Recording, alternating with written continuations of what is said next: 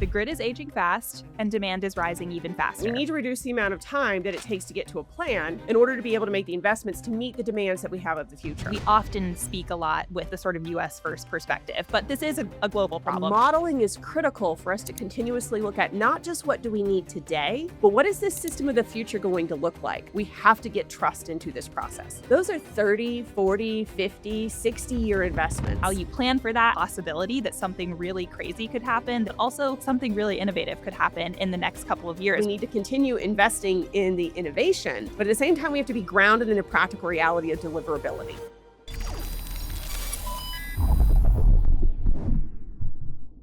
Hey everybody, and welcome back to Power Perspectives. I'm Kinsey Grant Baker, and this one is going to be chock full, so let's just jump right in. I think it's time for a thinking reset. We have spilled a lot of ink here on this show and across the energy industry talking about a reality we all know to be true. The grid is aging fast, and demand is rising even faster. Now, I don't know about you, but I'm of the mind that it's time we start focusing a little less on just identifying a problem we've already identified and a little more on talking about solutions. The big question I think we should be asking: where do we go from here? How do we accelerate practical tools, sophisticated modeling, and tech-forward processes in order to help the whole world build clean, reliable, affordable power systems, both faster and cheaper?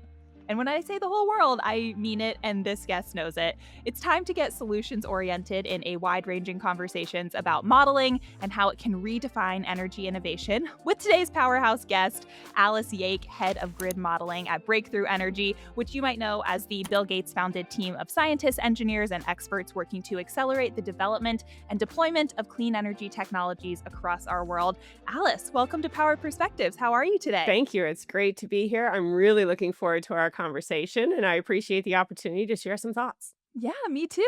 I'm thrilled to have you here. We have a big conversation lined up, as I mentioned. But before we dig into any of that, I would love, if you don't mind, just telling me a little bit more about your career. You know, it's a fascinating one.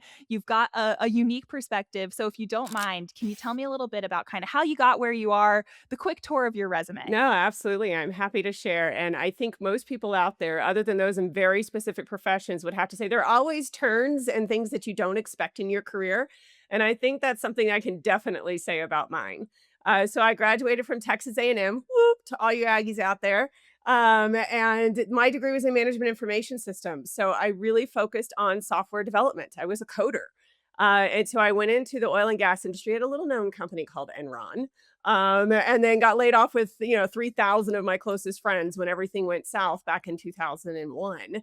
But there I learned some really foundational pieces of the puzzle, which is how do you show up in a highly intensive, very intelligent environment and deliver on things that people really weren't doing. And so from the coding perspective, I was programming broadband trading back then. They were the first of the kind taking it on, and so it was a really unique opportunity to build from there. After getting laid off, I was very fortunate in that I was picked up by Occidental Petroleum. And I went to work once again on their IT side, and I was working on the applications for their trading desk, whether that was natural gas liquids or that was energy. That was when the market in Texas, ERCOT, was deregulating. And they needed a shadow settlement system to be programmed in order to create their own retail electric provider and to shadow settle how the market was working and the pricing. And then also to take the cost of electricity, which is the number one feedstock cost of enhanced oil recovery, and disseminate that down to the oil wells in the field. Because every oil well or every field has different interest owners. And so therefore you have to get those costs down to those customers.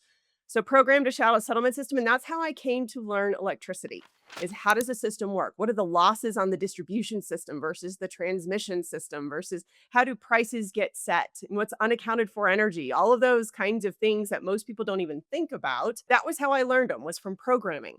I had the opportunity to move to the business side, and I ran that retail electric provider for a number of years, and then expanded into intervening in utility rate cases. Because electricity is such a huge cost for oil and gas providers as well as chlorine producers, which Oxy is the number 2 chlorine producer in the world, you really paid attention to that price of electricity. So I was working on everything from, optimizing when we were running pump jacks around prices in the electricity markets to looking at chlorine production and actually participating in ancillary service programs with chlorine production. So using that rectifier controller to ramp up and down the amount of electricity. So all kinds of things. But as I was intervening in utility rate cases, utilities got to know me. And Oxy happened to be the single largest customer of Xcel Energy, a large investor owned utility in the central US that serves 8 states. And so about 15 years ago, Excel called up and said, "Hey, instead of taking apart our rate cases, how would you like to put them together?" So I went from this largely operations side of the business. So I went from IT to operations, from building substations and optimizing energy costs to running a regulatory team. And so talk about a difference of moving from, taking apart and looking at how does pricing get set for utilities and then the industrial customer impact of that to actually running that. And that's where really my perspective on my career changed. And I went from having a job that provided for my family to a purpose that provides for community. And that's because when you think about utilities, as much as we like to talk about how much it's like, oh my goodness, they're doing another rate increase or things are going on, quite frankly, we all are incredibly dependent on them. Without electricity, our lives would not function how they function. And so, what my philosophy became is if I did a really good job of my job inside of that utility, I would be meeting the needs of my customers and the investors that we have at the same time. And because it's such a life impactful, it's such a life essential for customers, that is where I went for purpose. I fully expected I was going to retire from the utility sector. Then I got this phone call in October of 2024 that said, "Hey, we have something we'd like you to consider." And that was from Breakthrough Energy. And I had, at that time, I was chief planning officer at Xcel Energy, where I was responsible for the planning associated with capital investments for transmission, distribution, generation, and pipeline infrastructure for the gas LDC. And they said, "Hey, we need you to look at this stuff for the world." And when you're in a purpose driven focus, we have a problem, just like you outlined in your opening. We have to focus more on how are we building these plans for the future. We've had 30 to 40 years of largely no load growth. That's not just in the US, that's around the world. And we've had planning tools that really have been around maintain and replace. So just keep replacing as something aged out, or if you needed to expand something, go and expand it, but do it the same way you've always done it. We have a very different world we're moving into now. And so the breakthrough opportunity in joining Bill Gates' team is such an honor because now I get to look at this not only for 8 states in the US, which don't get me wrong, is incredibly important for the 20 million lives in that area, but for the world now and figuring out what do we need to do to figure out this problem for the future of the energy system, at the same time as figuring how do we leverage what we have today to keep moving forward. And I'm so grateful for this explanation because I really do think that you might be one of the only people in the world who is uniquely positioned with a background in IT and coding, plus rate cases, regulation, planning. All of this is what is required of you in the role that you're in now. So now let's talk about your work at Breakthrough. So the grid modeling team builds advanced tools to help energy planners design and operate electric grids that can support a fully decarbonized future. Now, within that, what's the focus these days? It's sort of a tall order of a mandate. So, do you mind sharing a little bit more about some of the tools, the data sets, the outcomes that are really top of mind for you and for your team? No, absolutely. And, you are correct. It is a huge undertaking, but that is why we have the name Breakthrough. And that is what, Bill has been focused on is we take on the big, audacious type things that are not easy. And that's why it's so incredible to work amongst all of these scientists and engineers and experts inside of Breakthrough to try and tackle this.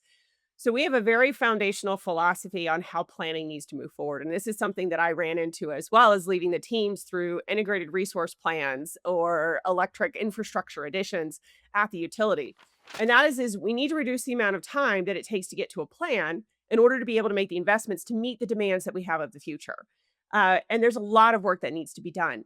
Much of that comes back to human interaction and trust of what it is that are in the models and in the planning pieces. So what we are doing is fundamentally our philosophy is that we need open source tools, which is a very specific category of ways to integrate and ways to download infrastructure planning tools in order to be able to reduce the amount of friction that is in the process in order to increase the efficiency of which we can get to infrastructure planning outcomes. What that means is that, yes, we do have commercial tools out there, and they are great tools. There's a lot of benefits from them. I use them very extensively inside of Excel, and many utilities use them around the world. But the problem is when you go into the regulatory process, many people can't afford those same tools. And so what they do is they assume that you've done something. You've leaned on the scale a little bit to get an outcome that you were looking for versus being able to validate the actuals of what is needed for the system. We have so much investment that is necessary in order to overcome the aging infrastructure, but also to meet the growth needs we are now facing. We have to get trust into this process. So, when you ask about specific areas, one of the detailed ones that I think causes significant conflict is the data. Do you have access to the data? My data is better than your data. I don't agree with your data. That data is not validated. I had to go get it on the open source environment versus I could get the validated data that you have. So this difference of, availability and accessibility to data is a huge piece of the puzzle. Because if you assume, let's say, a wind or a solar farm has much higher production capabilities than what it actually does, it gets selected more. But then the problem is that the operator has an unreliable system or a less reliable system.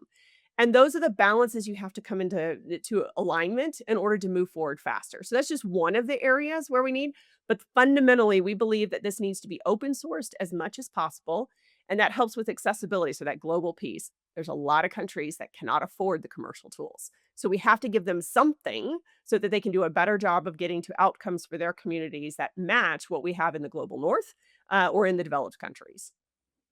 Yeah, absolutely. And these data discrepancies I think are a microcosm of the much larger existential kind of question that we have about the global power systems that we all rely on, to your earlier point that every community everywhere relies on. So, on this show we often speak a lot with the sort of US first perspective, but this is a global problem as you're talking about. The global approach that you're taking at Breakthrough Energy is significant. What are, the international implications of some of these challenges when it comes to not being able to afford commercial tools, when it comes to these, data discrepancies or asymmetric data access, particularly when we're talking about low and middle income countries? Can you just kind of illustrate the realities that some of these countries are facing and how they might differ from the United States, but also how they might impact what we're dealing with in the United States? Absolutely. And so when we think about energy, we want, just like you mentioned, you want clean, you want affordable, and you want accessible and reliable. So that has to be the foundation of what it is that we are looking at. When you think about the new technologies, newer, I should say, technologies that are coming out, whether that's wind, solar, more geothermal capabilities, and you think about these developing countries, they're more complex. Those technologies are more complex. They don't come with assurances on you turn the valve and this is what you're going to get, or you shovel a pile of coal and this is what you're going to get. They come with variables that are not as predictable. So the wind doesn't blow consistently all the time. And heavens, we all like to point to our weather forecaster and sit there and say, well, they did a good job or they did a terrible job, right? They have, less than 60% accuracy, and that's okay. Less than 60% accuracy in the utility environment is really hard. And so you have to find a way of making it easier, lowering that barrier of entry to make the selections for cleaner energy for the different options that are out there, particularly as these tools and as these resources become cost effective with the other resources that are the options. So, to get a country that is developing to choose something other than a natural gas plant or a coal plant, because that is easier for them, you have to give them the tools to be able to look at it, to evaluate it, to look at what are the trade offs that I'm having, even between land utilization and water utilization versus the energy choices. So, those are pieces of the puzzle that we have to put tools in their hands to be able to make those more difficult situation decisions for operations, but then to lower the barrier of entry so that they're doing things that are better for the community that they are implementing them for. And so that they're meeting the needs, and we're looking at this on a global basis to make the world a better place for all of us. Yeah, absolutely. And I think it wasn't that long ago that we had this massive blackout in the Iberian Peninsula that became a huge story in the United States because this is one of those stories that I think really illustrates the idea that there's sort of a domino effect. It's the borders are borders that exist in a certain way, yes, but we all rely on each other. We rely on supply chains that are largely based in other countries. It's not just insular in the United States for US listeners.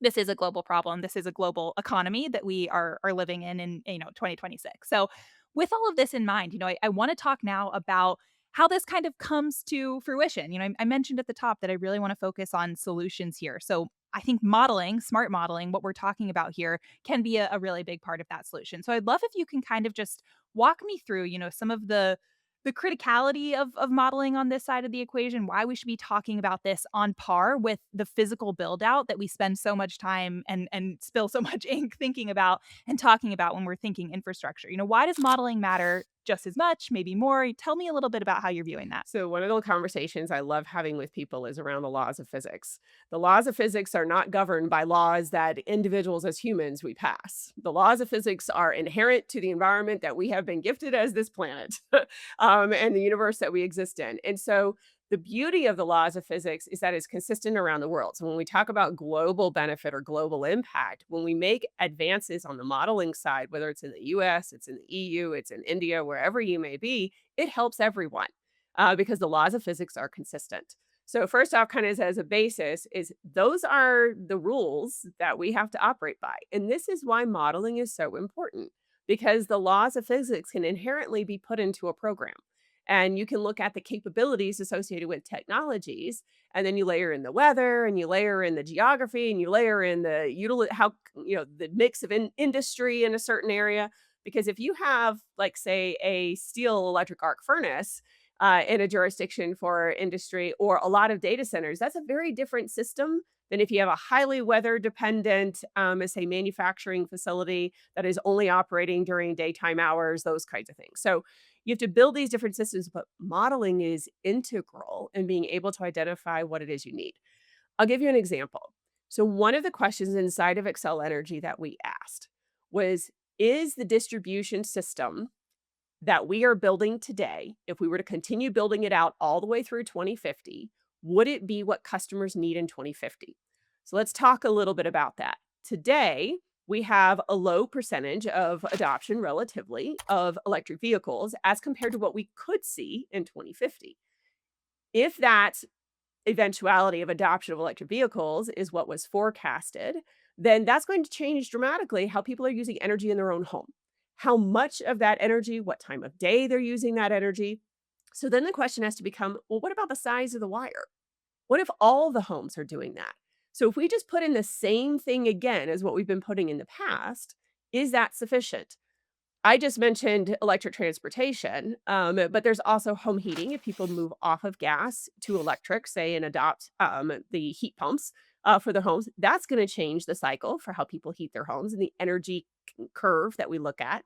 So, all of these things are adding up to the customers changing the way they're using energy. Is our design basis, which is the reference we use as engineers to look at how you build a distribution system, is it sufficient for the future? This is where modeling comes in. Because first off, you got to pull out your crystal ball. And number one, any modeler, any good modeler would tell you is I will be wrong. I will not be exactly right when I give you this model and this prediction for the future.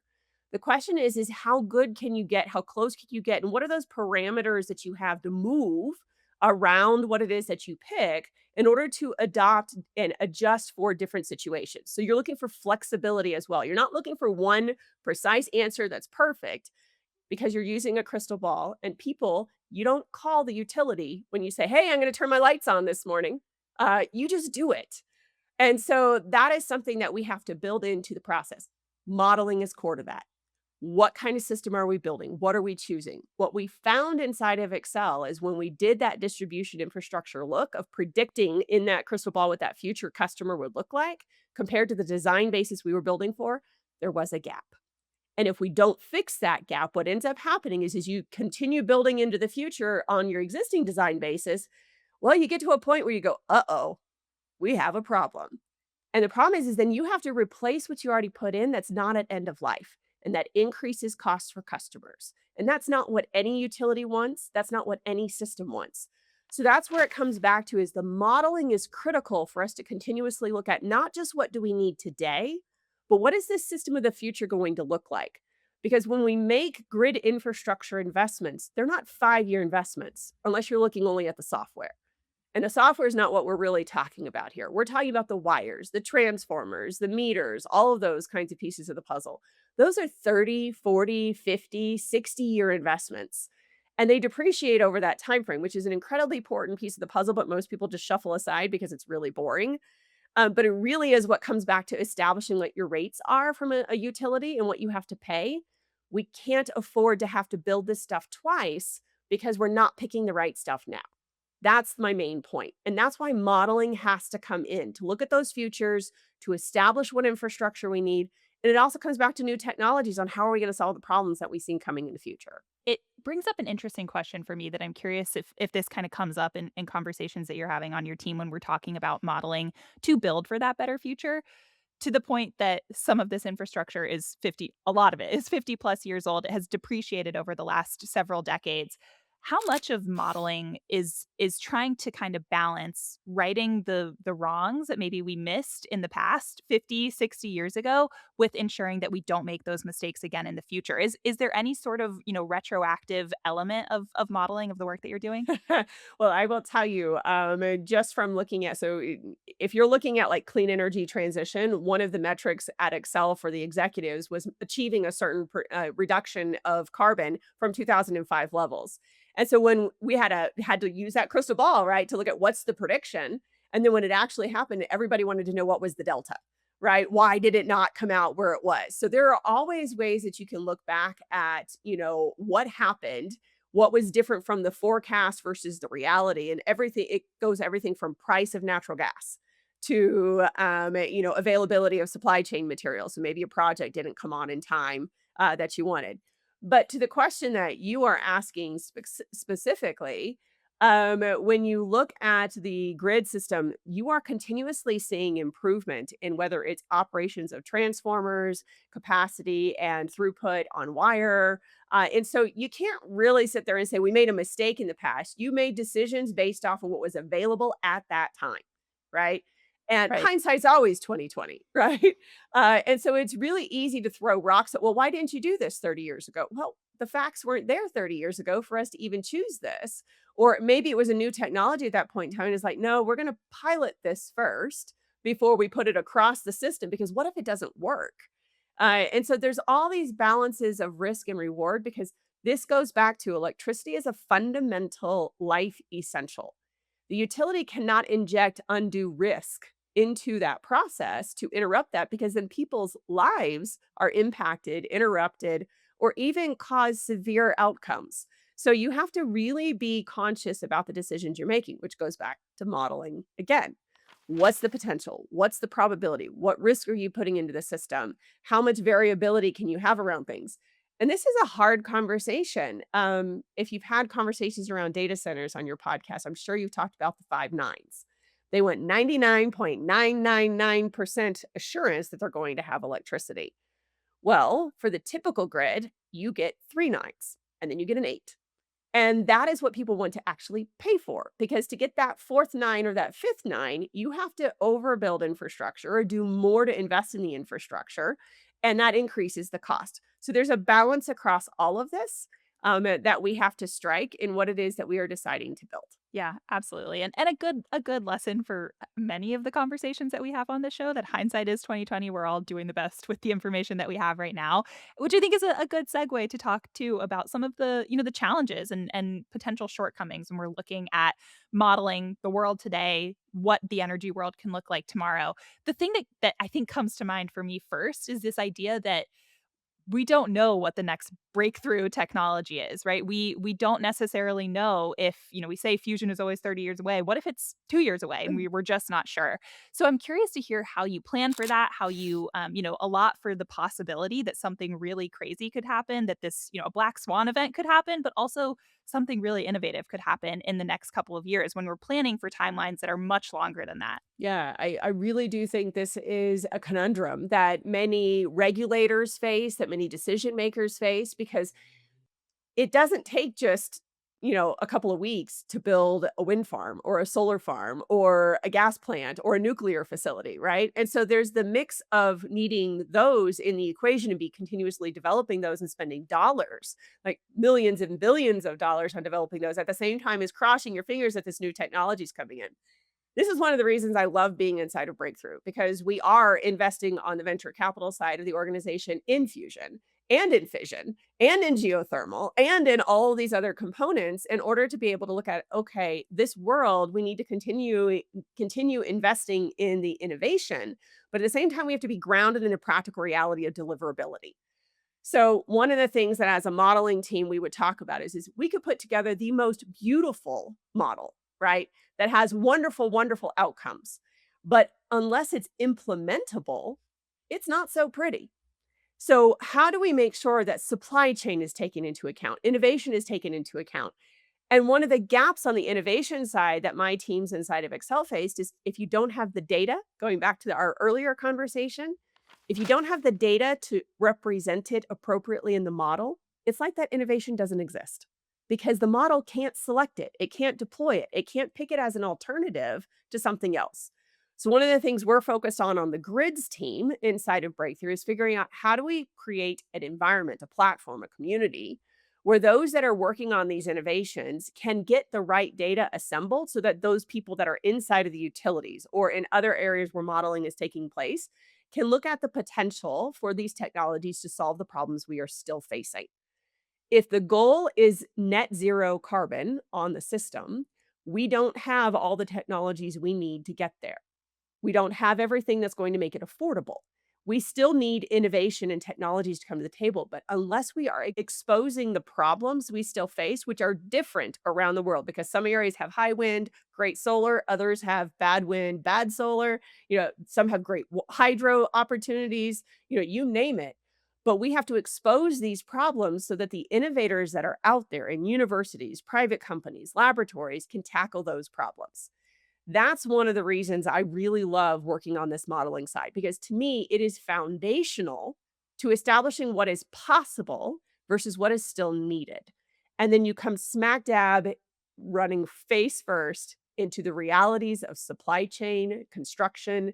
And supply chain isn't just the infrastructure, it's not just the steel you need, not the turbine, not the transformer, it's also the people, the human capital that is necessary to achieve these outcomes, whether it's on the modeling teams, which quite frankly have shrunk over the years because we haven't needed as much effort there, to the people on the ground actually building something.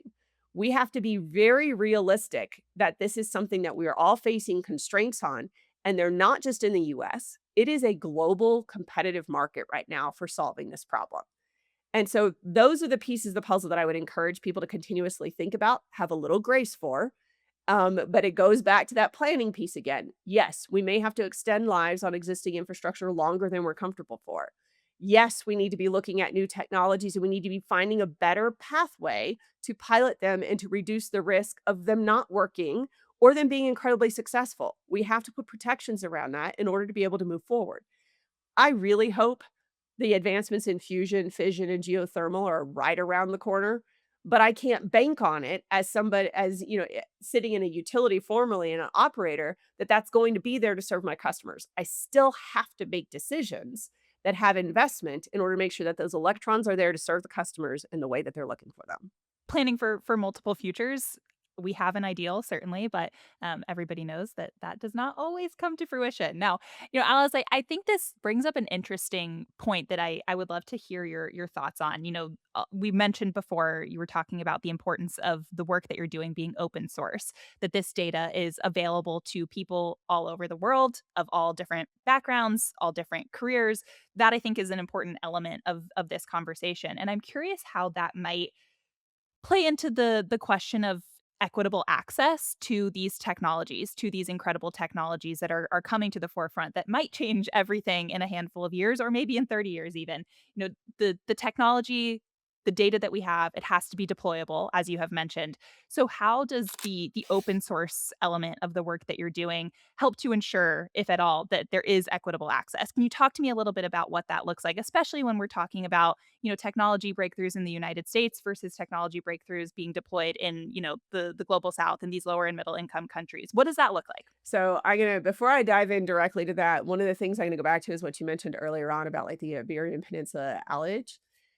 It's fascinating to me, especially as I stepped into this role in Breakthrough, because I was exclusively concentrating on the US based market and not really looking at what was happening outside of the walls of the US extensively. I'd made one international trip to kind of do an exchange back in 2017, but nothing really intensely. We can learn a lot from each other. So the Iberian outage is similar to some of the problems that ERCOT was experiencing 5 to 7 years ago with the wind that was built in West Texas. And so those kinds of things, is somehow we have to have better conversations globally in order to share information, data, and impacts, in order to be able to learn from each other and avoid making the same mistakes again and again versus, avoiding those mistakes because somebody else already experienced it. So when you talk about the global impact of modeling and looking at what it is we're doing here and how are we going to help, particularly the global south, there's something that we talk about as head of breakthrough energy called the green premium. We all know when wind came out and was growing initially, it cost a lot more than it does today.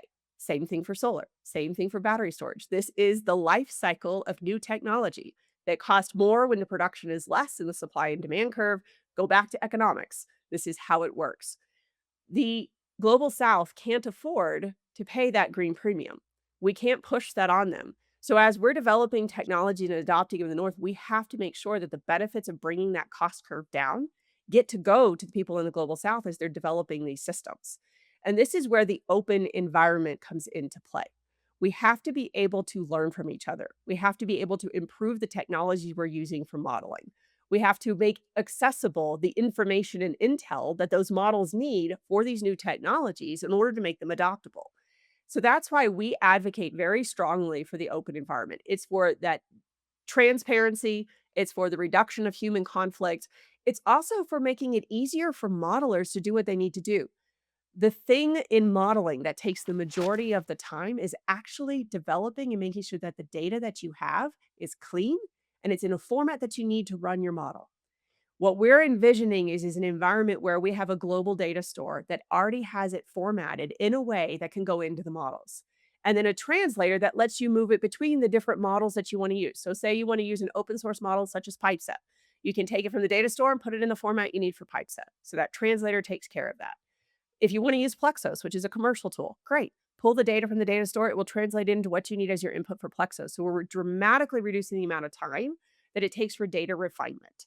That also helps the global south. The pieces of the puzzle, there's two big buckets of data. One bucket of data is common information that everybody uses that is generally the same. So think of that as like you have a Siemens CT that is this frame that was made in this year. It has a certain heat curve that goes with it. That is the same for everyone. That kind of bucket of data should be universal and global, validated by the people who are closest to it and made available. The other bucket of data is specific grid information. And this gets into a whole conversation too on security, accessibility, and everything else. So one of the things we're working on is what needs to happen with specific data to be aggregated so that those people who do not have clearance can still run models to get validation and verification, but they don't have enough data and information to become a threat vector. So those are the scientific questions we're asking. There's all kinds of great people in computer science fields and universities and laboratories that are helping us look at this. How much do we have to aggregate? How do we make sure that it doesn't become a threat vector? How do we give a centralized global environment so that we can picture this and we can lower the barrier of entry and increase people's probability of designing systems that are successful for their communities? Yeah, I think the security one, it feels like, we would be opening an entirely other can of worms, but I'll just briefly ask you, is this a concern for the utility leaders you're, interfacing with? One of the big buzzwords that we hear time and again on this show is cybersecurity, security threats, et cetera, et cetera. How do you ensure it? I mean, is there a way that we can share as much as possible without opening ourselves up to I threats? really do think there is. And I think we have some great examples outside of the US where there's dramatic progress being made. If people are interested, you should go research what NISO is doing. They're in the UK in order to make real time access available under lock and key. So people have to validate, certify, all of those kinds of things to have real time access to data there in order to share it between DSOs, TSOs, and other entities in order to make a more efficient market.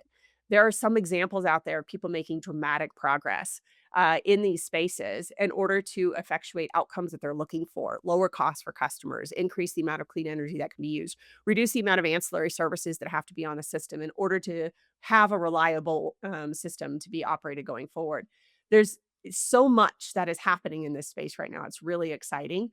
And that's why we're asking the question. We are not making the assumption that you can get there. We have faith that we are going to find a pathway, but we're asking the detailed questions of how do you set this up? But there are so many other questions too. How do we make sure that we're not taking too much data storage up?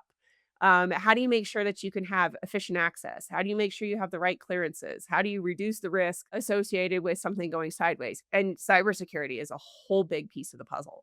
So, but access to really smart people and being able to ask the question, to test it, to figure out what the pathway is, that is what we are focused on because we think this makes a material difference in planning around the world and achieving outcomes more efficiently and cost effectively. I think a lot of this conversation so far has really focused on some of these particularly actionable insights for utility decision makers, which is, a lot of people who are listening to this.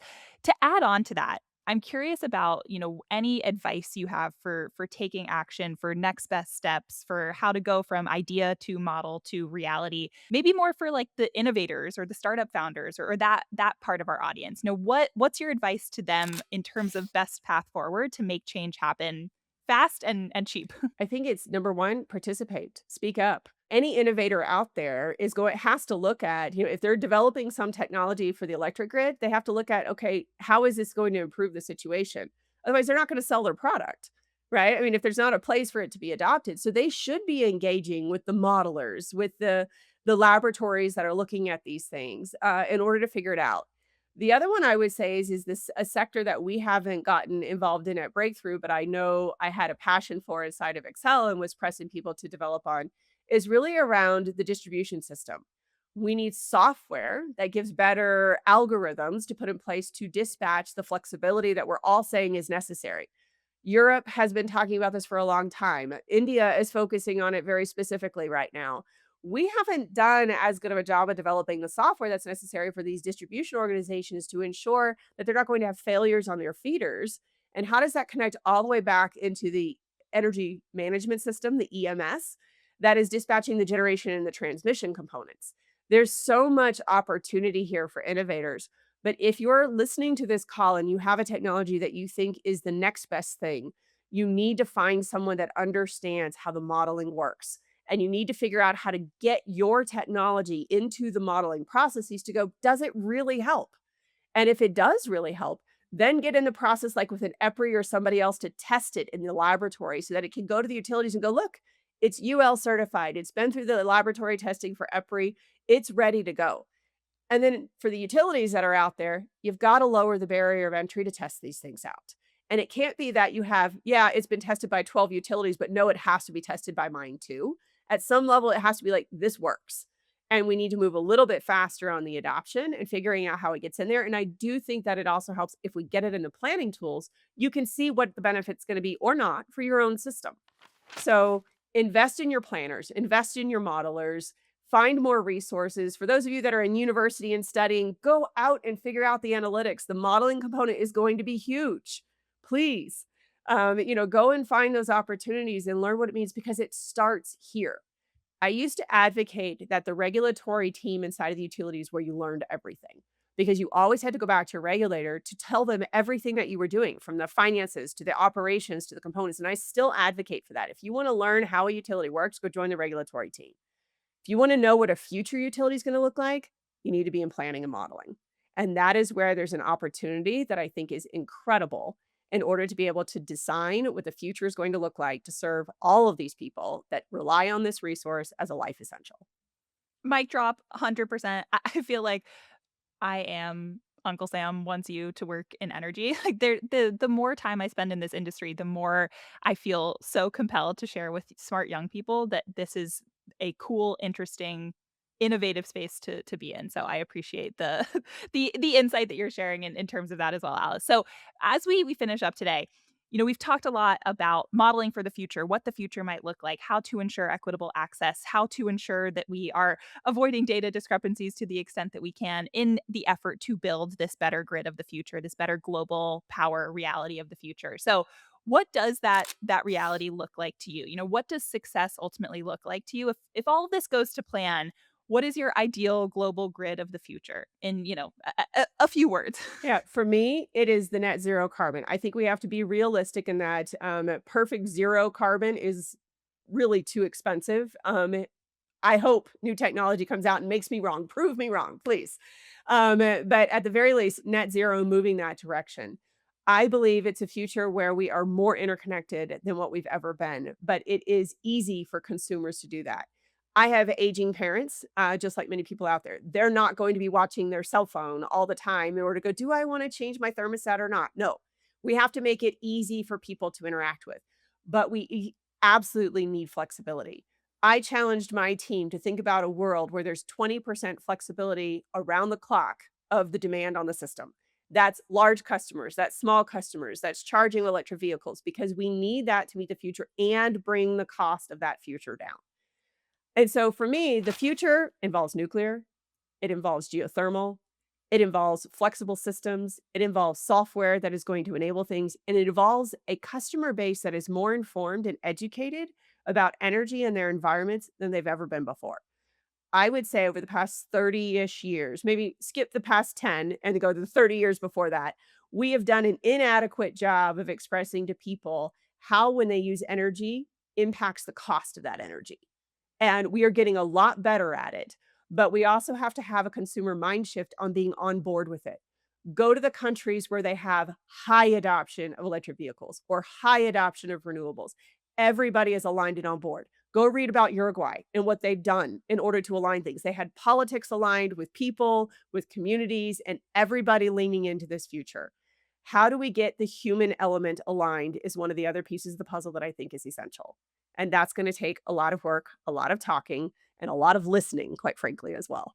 Maybe more people listening to Power Perspectives where they can hear conversations just like this one. Alice, this has been just such an incredible and impactful conversation. I feel like we covered so much. As we finish up, I would love to transition into our quick lightning round, rapid fire section to close us out here.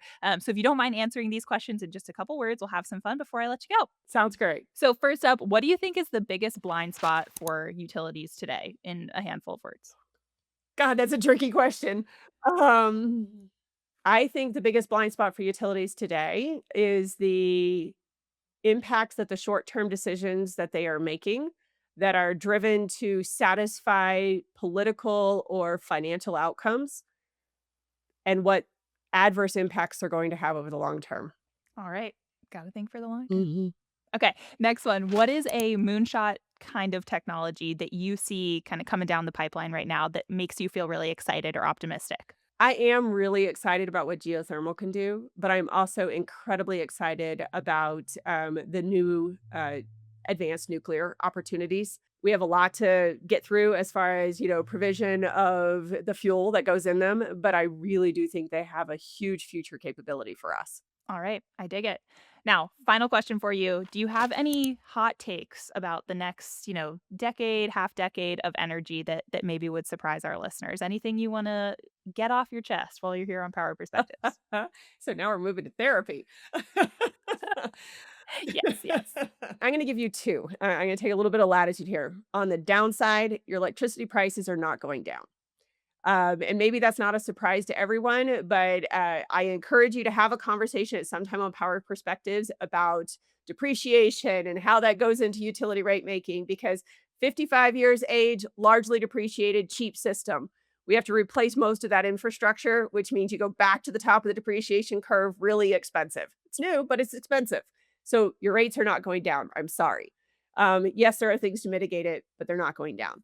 On the positive side, oh my gosh. I mean, the innovation that is out there, if you were to take 10 minutes, go look at TS Conductor, go look at Rondo, go look at, all the things that are happening out there, TerraPower, all of these other ones.